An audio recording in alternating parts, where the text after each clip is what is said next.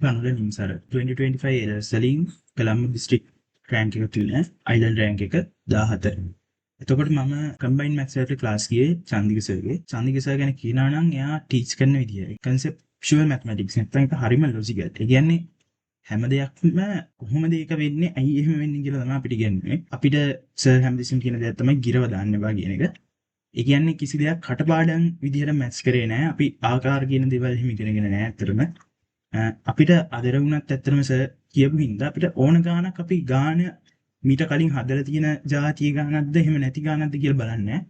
අපිට ඕන ගානක් අප්‍රෝච් කරලා ඒක හදන්න පුළුවන් බේස් එක සර්ගේ ටීචින් මෙතඩ් එකෙන් අපිට හම්බෙලා තියෙනවා. සිලබස් එකෙන් පිට. ඒ කියන්නේ සිලබස් එකේ නැති ඊට වඩා ඇඩ්වාන්ස් ටොපික් එකක් ගැන අලුතෙන් ඉගෙන ගන්න ගියත් සර් අපිට මේ බේස් එක හදලා දීලා තියෙන විදිහත් එක්ක අපිට ඒවා හරිම පහසුවෙන් ඉගෙන ගන්න පුළුවන්. ඔලිම්පියාඩ් මැත්මැටික්ස්. එහෙම ගත්තොත් එහෙම මම ඇත්තටම A level වලට කලින් ඔලිම්පියාඩ් පැත්ත එහෙම ලොකුවට කරලා නැහැ. හැබැයි මම A level වලදී ඔලිම්පියාඩ් කම්පිටිෂන්ස් වලට ගියා.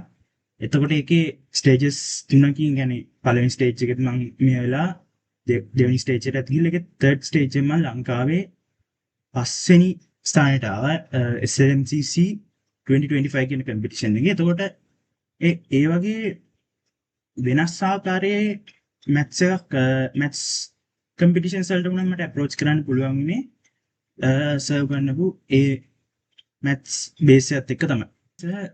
විභාගෙට සැලකිතු කාලයක් තියලා සිලබස් එක කවර් කරනවා. ඇත්තටම මේ සිලබස් එක කවර් කිරීමෙන් ලොකු උදව්වක් වෙනවා නාට.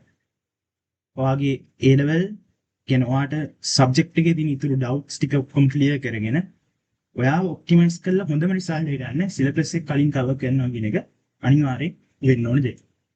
ඒ වගේම සර්ගේ පේපර්ස් අපි 80ක් වගේ දීලා තියෙනවා. ඒතකොට මේ පේපර්ස් ඉල්ලලා අපිට පේපර් ප්‍රැක්ටිස් එක මාරම හොඳට තිබ්බා. ඒතකොට අපිට A level පේපර් එක කියන එක ඇත්තටම ලේසි පේපර් එකක් බවට පත් වුණා.